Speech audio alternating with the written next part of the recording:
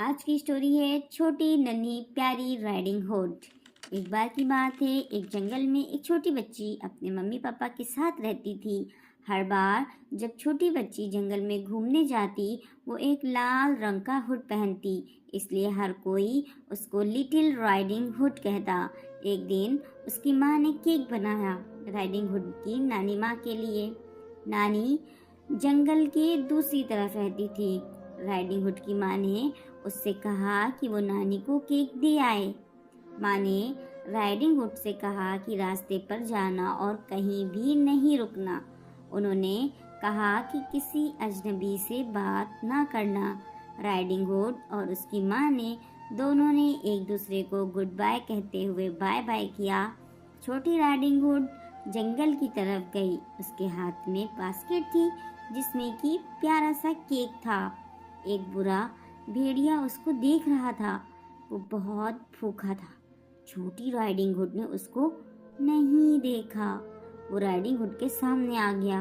भेड़िया कोशिश कर रहा था कि वो राइडिंग हुड से फ्रेंडली बात करे। उसने राइडिंग हुड से पूछा कि वो कहाँ जा रही है। राइडिंग हुड ने कहा कि वो नानी माँ से मिलने जा रही है, जो कि जंगल के दूसरी तरफ रहती हैं। भेड़िया ने राइडिंग हुड से कहा कि वो अपनी नानी माँ के लिए कुछ फूल तोड़ ले।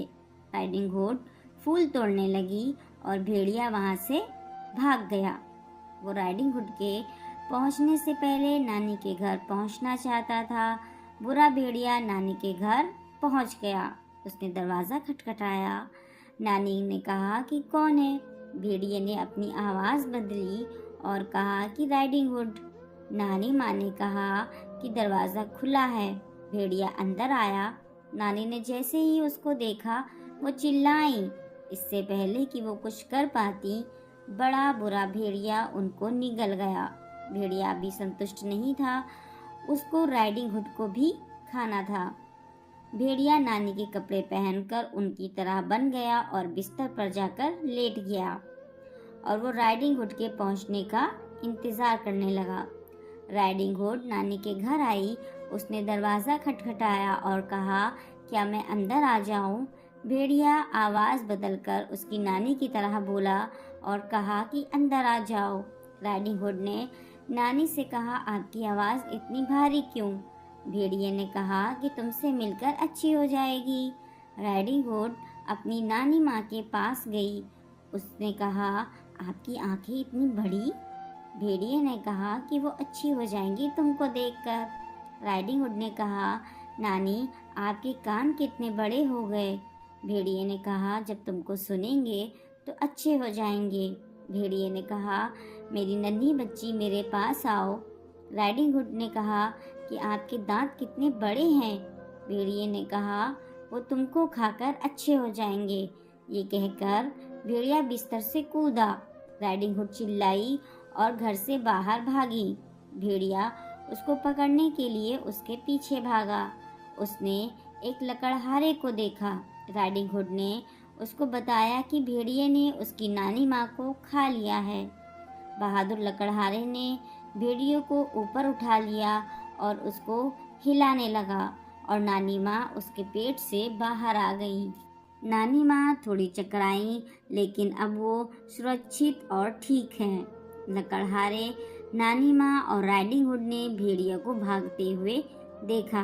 बुरा भेड़िया वहाँ से भाग गया।